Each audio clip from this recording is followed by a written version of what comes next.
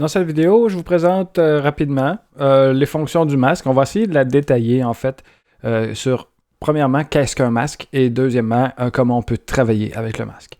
Ici, j'ai une image que je pourrais vouloir enlever le fond blanc, conserver l'ombre ou peut-être certains détails du genre, mais là, on va se concentrer vraiment sur le masque. Je ne veux pas un résultat particulier, je veux juste qu'on travaille l'idée de qu'est-ce qu'un masque.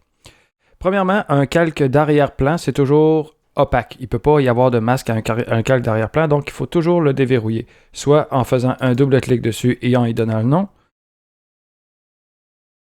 ou en cliquant sur le petit cadenas à partir de CC. Dans CS5, il faut absolument double-cliquer dessus pour le déverrouiller.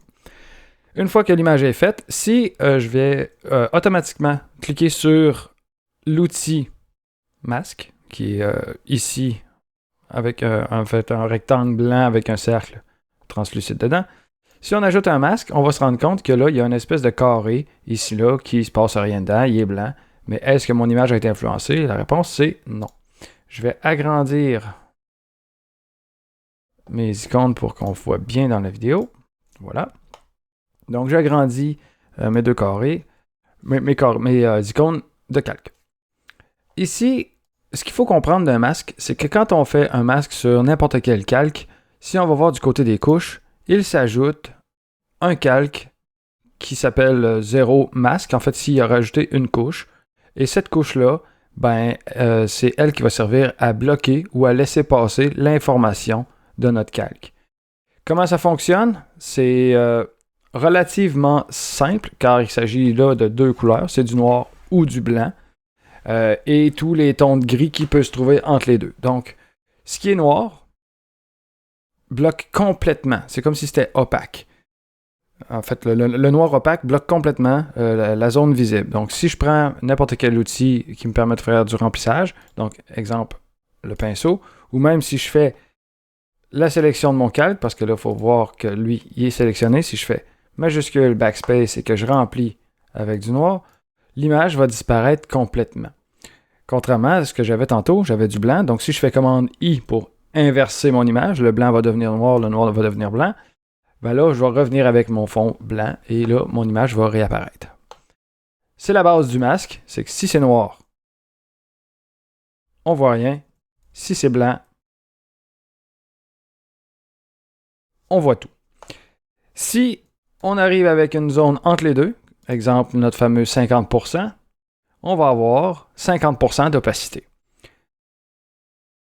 Sachant cela, imaginons que nous ne sommes ni noirs ni blancs, mais que nous avons des nuances, des dégradés, des zones un peu plus contrastées.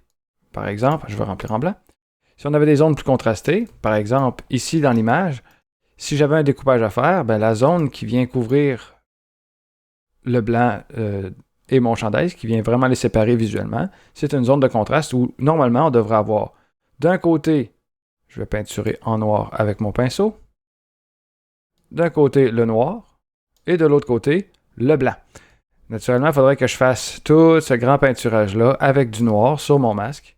Si on retourne voir mon masque, Alt-clic pour accéder directement à la couche.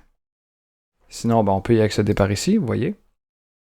Si on active tout, il va apparaître en rose. C'est comme ça qu'il fonctionne, mais l'essentiel, c'est que ce qui a été peinturé en noir devient complètement invisible de mon calque.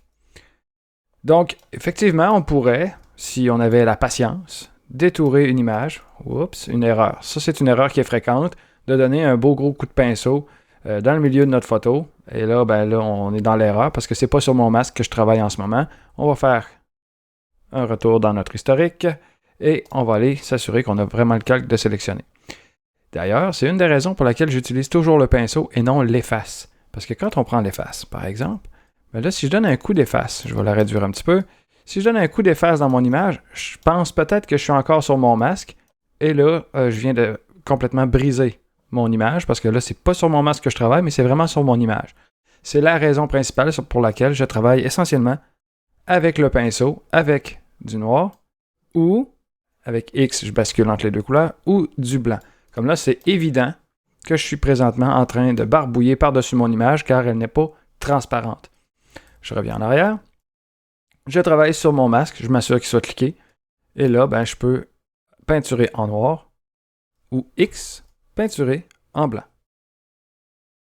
Si ma brosse est un peu soft, comme si on regarde la dureté de ma brosse est présentement à 34%, ce qu'on va retrouver, à cliquer sur mon masque, c'est des pixels qu'on va retrouver un peu grises. Puis comme on l'a vu, le gris, c'est semi-transparent. Donc quand on observe mon image, on va voir que ces pixels-là laissent transparaître un certain pourcentage du fond et un certain pourcentage de l'image.